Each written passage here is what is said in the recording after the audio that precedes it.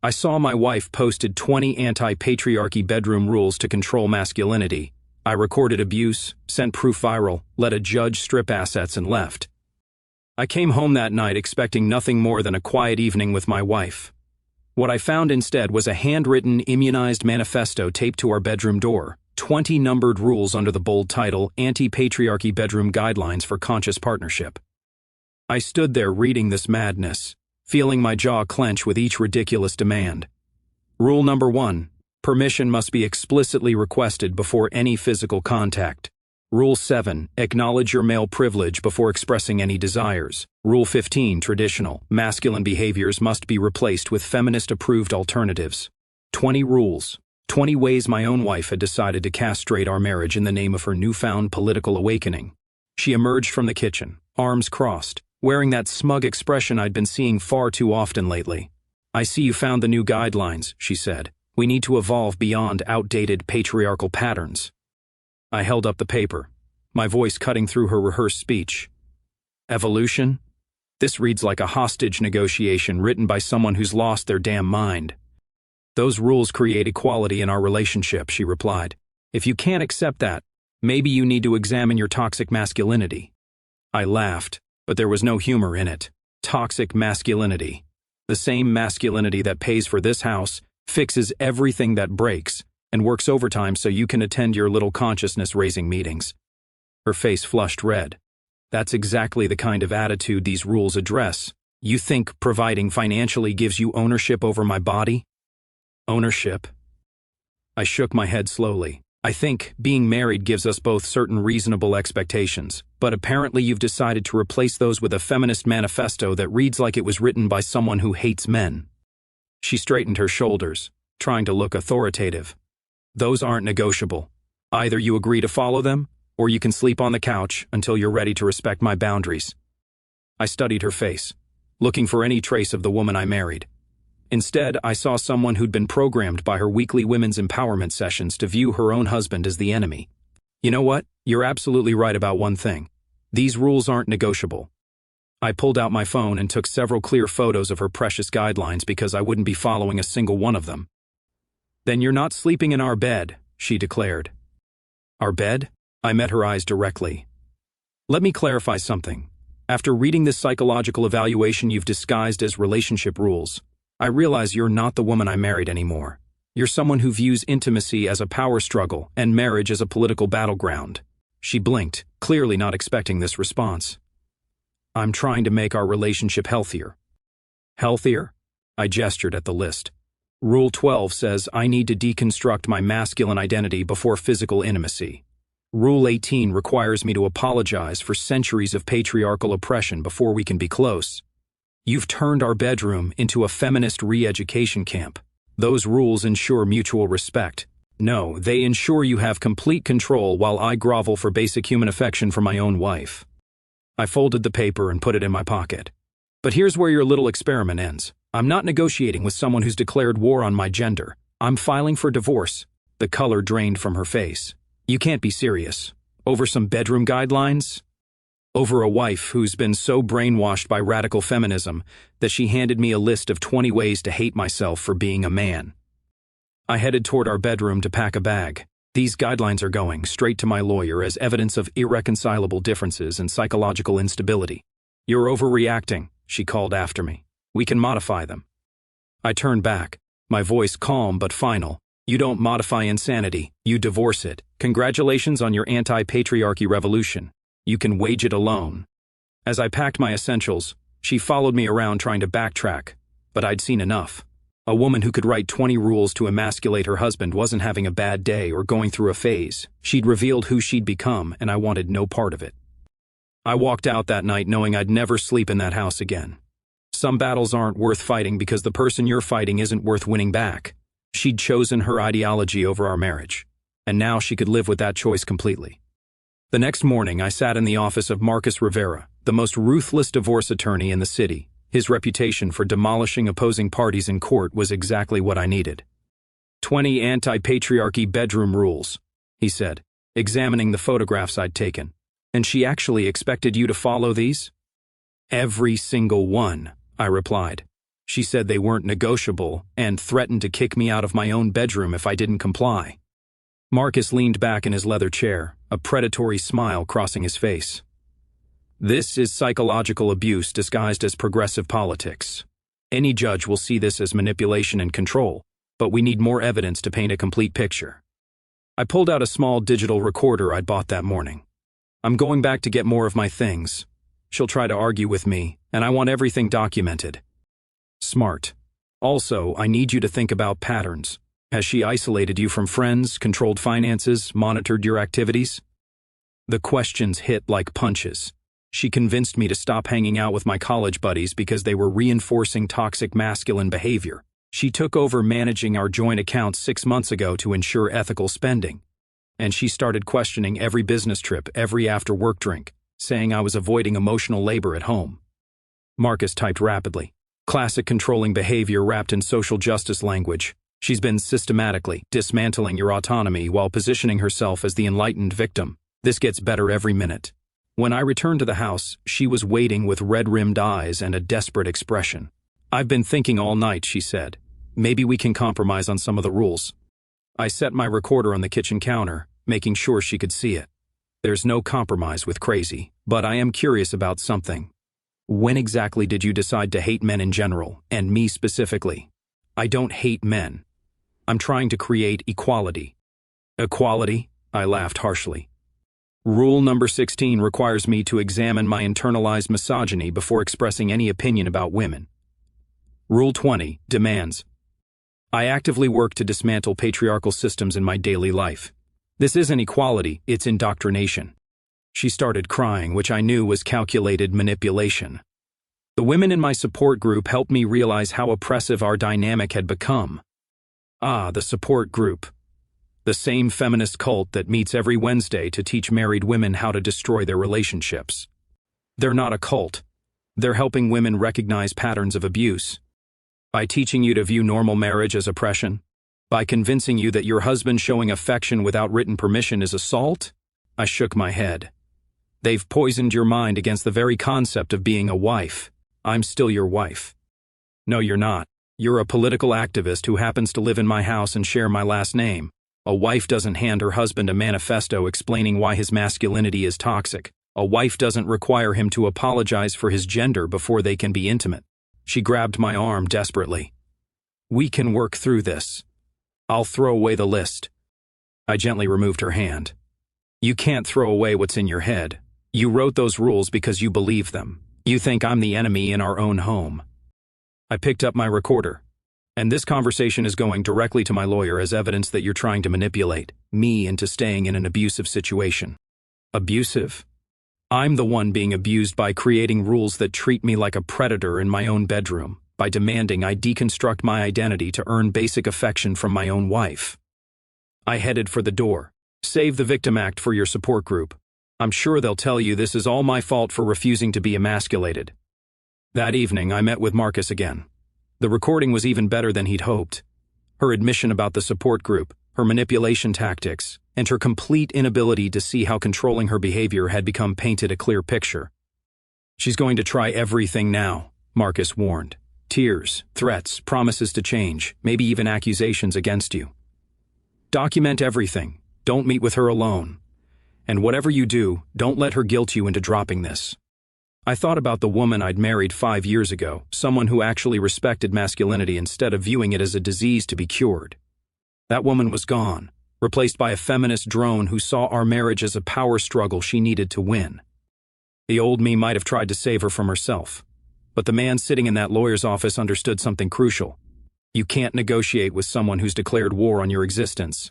She'd chosen her ideology over our marriage, and now she'd learned what complete patriarchal absence actually looked like. Within a week of filing the papers, I discovered something remarkable. I'd forgotten what it felt like to live without walking on eggshells. The temporary apartment I rented was small but peaceful, free from feminist manifestos and political lectures, disguised as conversations.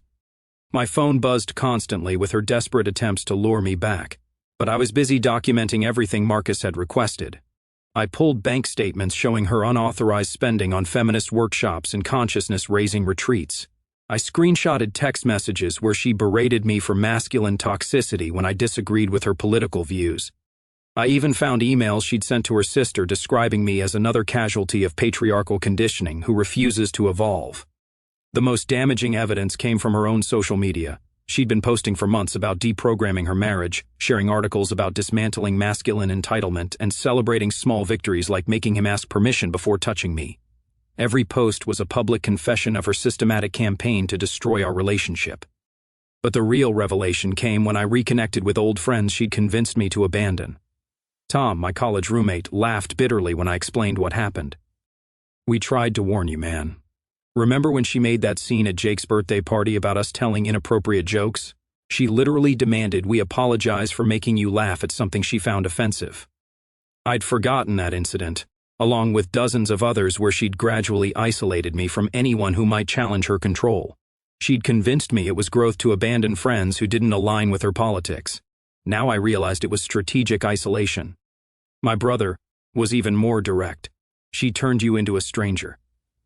The last time we had dinner, you apologized 3 times for expressing opinions she disagreed with at your own kitchen table. It was painful to watch." The pattern became clear as I spoke with family and friends. She'd spent 2 years systematically dismantling my personality, replacing my natural confidence with constant self-doubt and apologies. Every masculine trait that made me who I was had been labeled toxic and scheduled for elimination. Meanwhile, she escalated her attempts at reconciliation. She showed up at my office building crying publicly about how I was abandoning our marriage over a misunderstanding. When that failed, she tried anger, leaving voicemails screaming about how I was proving every stereotype about fragile male egos. The most pathetic attempt came when she recruited her mother to call me. "She just wants you to understand her perspective," her mother pleaded. "Maybe you could attend one of her group meetings to see what she's learned." "You mean the radical feminist cult that taught her to view her own husband as the enemy? The same group that convinced her to treat intimacy like a political negotiation?" I kept my voice respectful but firm. "With all due respect, those meetings are exactly why we're getting divorced." Marcus was documenting everything, building an airtight case that portrayed her as mentally unstable and systematically abusive. The bedroom rules were just the tip of the iceberg. We had evidence of financial manipulation, social isolation, emotional abuse, and clear documentation of her extremist political indoctrination. "She's going to come at you hard when she realizes you're serious," Marcus warned. "Women like this never accept responsibility. She'll claim you're the abuser, that you're punishing her for standing up for herself. Be ready for false accusations." Sure enough, she started telling people I was emotionally abusive for refusing to follow her bedroom rules. She painted herself as a victim of masculine oppression, claiming I threatened her for expressing her feminist beliefs. Her support group rallied around her narrative, posting on social media about supporting women who escape controlling husbands. But I had something they didn't expect: evidence. Every conversation was recorded. Every text message was saved. Every social media post was screenshotted. When her lies reached mutual friends, I simply shared the actual documentation. The bedroom rules spoke for themselves. No reasonable person could read 20 demands to deconstruct masculine identity, apologize for patriarchal privilege, and conclude the husband was the controlling party. Her own words condemned her more effectively than anything I could say. By the end of the month, public opinion had shifted completely. People who initially sympathized with her struggle against an oppressive husband realized they'd been manipulated by someone who'd weaponized social justice language to justify psychological abuse. She was learning what complete patriarchal absence really meant: no financial support, no emotional labor, no protection from the consequences of her choices, and no man willing to sacrifice his dignity for her political theater. She declared war on masculinity and discovered what life looked like when masculinity simply walked away. When her individual manipulation tactics failed, she deployed her feminist army. The Sisters Supporting Sisters group launched a coordinated attack designed to pressure me back into submission through public humiliation. They started showing up at my workplace, holding signs about supporting women against abusive husbands. They posted my photo in their group chat with warnings about dangerous men who punish women for setting boundaries. They even contacted my boss, claiming I was creating a hostile work environment for women through my pattern of domestic abuse. What they didn't expect was my counterattack. I'd been patient long enough. Marcus had advised me to stay quiet and let them reveal their true nature, and they'd exceeded every expectation. Their social media campaign provided perfect evidence of harassment, defamation, and coordinated stalking. So I went nuclear. I created a detailed social media post with photographic evidence of everything. The 20 bedroom rules were displayed in full, alongside screenshots of her posts celebrating her campaign to deprogram our marriage. I included recordings of her threats, examples of her financial manipulation, and documentation of how she'd systematically isolated me from friends and family. The post went viral within hours.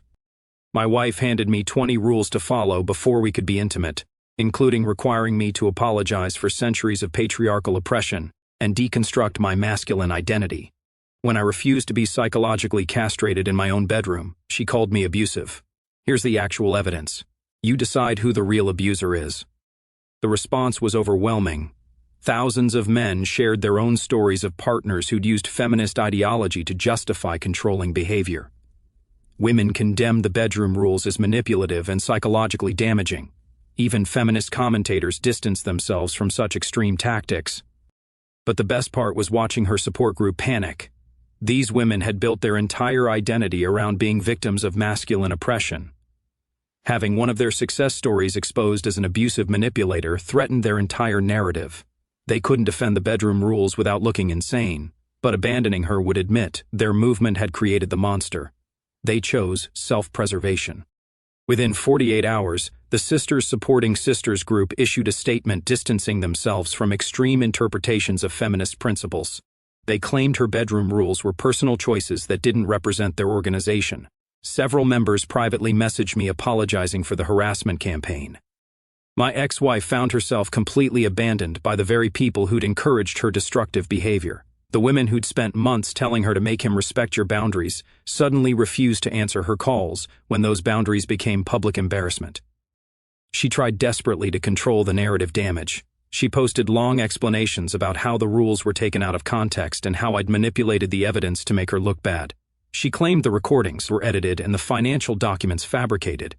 But she made a crucial mistake. She tried to debate the content instead of denying it existed. Those rules were meant to create healthier communication, she posted. Any man who truly loves his wife would understand the need for explicit consent and privilege awareness. The public reaction was swift and brutal. Thousands of comments mocked the idea that married couples needed written permission for affection. People shared the post with commentary like, "Imagine being married to someone who makes you apologize for your gender before you can touch them." Her reputation was in ruins, but she still hadn't learned the lesson. She doubled down, posting increasingly unhinged rants about how society wasn't ready for truly equal relationships and how men like me couldn't handle strong women who refused to submit. Each post made her look more unstable and vindicated my decision to leave. The woman ranting about patriarchal oppression on Facebook while her husband filed divorce papers over her psychological abuse wasn't exactly the feminist hero she'd imagined herself to be. Meanwhile, my life improved dramatically. Without her constant criticism and political lectures, my confidence returned. I rediscovered interests she'd convinced me to abandon because they were reinforcing toxic masculinity. I reconnected with my authentic self, instead of the apologetic shadow she'd tried to create. The contrast was stark. While she spiraled into increasingly desperate attempts to salvage her reputation, I was thriving in ways I'd forgotten were possible. Her feminist awakening had awakened something in me too, the realization that I deserved a partner who actually liked men. By month's end, her support system had completely collapsed. The feminist group had expelled her to protect their image. Friends who'd initially supported her struggle against oppression quietly unfriended her, as the evidence became undeniable. Even her own family started distancing themselves from her increasingly erratic behavior. She'd achieved her goal of dismantling patriarchy in our relationship. Unfortunately for her, she discovered that patriarchy included everything she'd actually valued about being married to a man. Now she could enjoy her victory in complete, permanent solitude. The courtroom was packed with spectators who'd followed the viral story of the anti-patriarchy bedroom rules. Marcus had warned me that high-profile divorces attract media attention, but I hadn't expected this level of public interest. Her lawyer, a feminist activist who specialized in defending women against patriarchal legal systems, looked increasingly uncomfortable as Marcus methodically presented our evidence. Every document, recording, and screenshot painted a clear picture of systematic psychological abuse disguised as social justice. "Your Honor, Marcus began. The defendant didn't just create hostile living conditions. She documented her campaign to psychologically destroy her husband and celebrated it publicly as feminist progress. He displayed her social media posts on the courtroom screen, each one more damaging than the last posts about breaking down his masculine ego, celebrating moments when she made him question his male privilege, and sharing strategies for reprogramming toxic husbands. The judge, a middle-aged woman with no patience for theatrical nonsense, examined each piece of evidence with growing disgust. When Marcus played the recording of her demanding, "I deconstruct my masculine identity before we could be intimate," the judge actually shook her head. Her lawyer tried desperately to reframe the narrative. My client was simply attempting to create healthier relationship dynamics. These rules represented her legitimate boundaries as a woman seeking equality in marriage. Equality. The judge held up the list of bedroom rules. Rule number 11 requires her husband to acknowledge his role in perpetuating rape culture before any physical intimacy. Rule 17 demands he actively work to dismantle his internalized misogyny through daily self-reflection. This isn't an equality counselor. This is psychological torture. I watched my ex-wife squirm as her own words condemned her. She'd been so confident in her feminist righteousness that she documented everything, never imagining those celebrations of male deprogramming would be used as evidence of abuse. The financial evidence was equally devastating. Bank statements showed she'd spent thousands on feminist workshops, radical therapy sessions and consciousness, raising retreats without my knowledge or consent. She'd used our joint credit card to fund the very ideology that destroyed our marriage. The defendant systematically isolated her husband from friends and family who might question her control, Marcus continued. She monitored his activities, controlled household finances, and used emotional manipulation to enforce compliance with increasingly extreme demands. Her lawyer's final argument was predictably desperate. Judge, we cannot allow this court to criminalize feminism. My client's efforts to address inequality in her marriage represent legitimate self-advocacy, not abuse. The judge's response was swift and cutting. Counselor, feminism doesn't give anyone the right to psychologically abuse their spouse. Creating 20 rules to emasculate your husband isn't equality. It's systematic cruelty. The evidence clearly shows the defendant engaged in controlling, manipulative behavior that no person should endure in marriage. When it came time for the settlement, Marcus had prepared for total victory. Her public statements about my internalized misogyny and patriarchal conditioning had eliminated any possibility of claiming spousal support. Her documented abuse made asset division straightforward. The defendant will receive no alimony, the judge declared. Her public statements demonstrate she views marriage as a political battleground rather than a partnership. She cannot claim financial need while simultaneously celebrating the destruction of that partnership. I watched her face crumble as the judge awarded me the house, the majority of our savings, and sole possession of the business assets she'd tried to control. Her feminist awakening had cost her everything she'd actually valued about being married. The final blow came when the judge addressed her directly. Mrs. Henderson, your behavior represents a cautionary tale about allowing political ideology to poison personal relationships. You transformed your marriage into a psychological experiment and documented the process with disturbing pride. The court hopes this experience teaches you the difference between equality and domination. Outside the courthouse, reporters swarmed with questions about the viral divorce case. I kept my statements simple and devastating. My ex-wife spent 2 years trying to deconstruct my masculinity. Today, she learned what happens when masculinity simply chooses not to participate in that destruction. Her lawyer rushed her past the cameras, but not before someone shouted a question about the bedroom rules. Her breakdown was immediate and public, screaming about how the patriarchal legal system had failed to protect her from my abuse. The footage went viral within hours, cementing her reputation as an unstable extremist who'd used feminist ideology to justify psychological torture. The contrast between her courtroom meltdown and my calm dignity spoke volumes about who'd actually been the victim in our marriage. That evening, I sat in my house legally mine, now reading messages from men around the world thanking me for fighting back against weaponized feminism. But the real victory wasn't public vindication. It was the knowledge that I'd refused to be broken by someone who viewed my gender as a disease requiring treatment. She'd declared war on masculinity in our marriage. The court had just declared masculinity the winner. 6 months after the divorce was finalized, I was living a life I'd forgotten was possible. The house felt like home again, without feminist manifestos taped to every surface. I'd reconnected with friends she'd driven away, returned to hobbies she'd labeled toxic masculine behavior, and rediscovered what it meant to exist without constantly apologizing for my gender. Her situation had deteriorated spectacularly. The feminist group that created her monster had permanently expelled her after the viral courthouse meltdown. Apparently, having one of their success stories publicly exposed as an abuser was damaging their recruitment efforts. Her former sisters-in-arms wanted nothing to do with the woman who'd become a cautionary tale about feminist extremism. The same women who'd encouraged her to deprogram her husband now claimed they'd never supported such radical tactics. They'd found a new scapegoat for their movement's failures. She'd tried desperately to rebuild her reputation, posting long explanations about how she'd been manipulated by extremist influences and was now seeking therapy to address her past mistakes. But the damage was permanent. The bedroom rules, her public celebrations of psychological abuse, and her courtroom breakdown had created a digital footprint that would follow her forever. I heard through mutual acquaintances that she'd moved back with her parents after being unable to afford rent on her reduced income. The woman who'd spent years lecturing me about financial independence was now dependent on the very patriarchal family structure she'd claimed to despise. Her dating life was non-existent.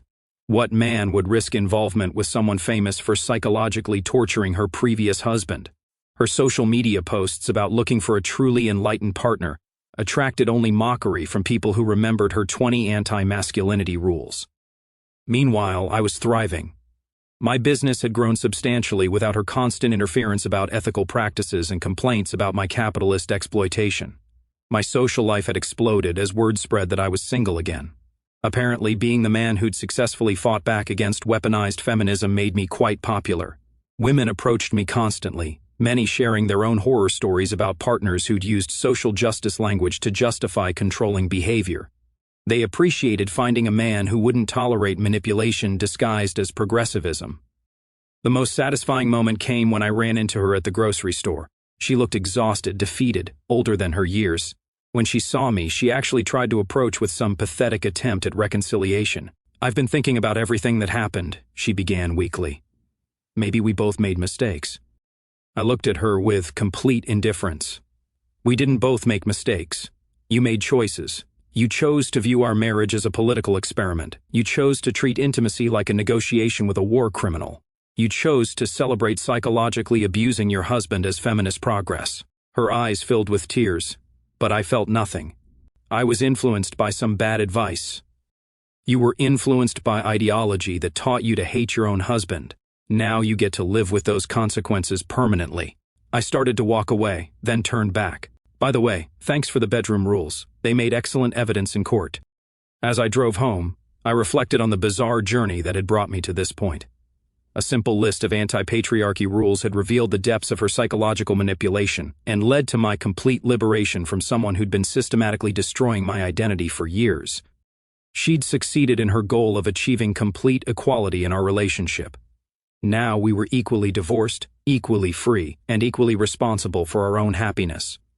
The difference was that I'd learned to thrive without her, while she discovered she couldn't function without the very masculinity she'd tried to destroy. Her feminist revolution had ended with total patriarchal victory not through domination, but through complete absence.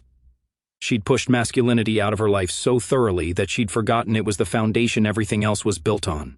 Now she could enjoy her truly equal relationship with solitude,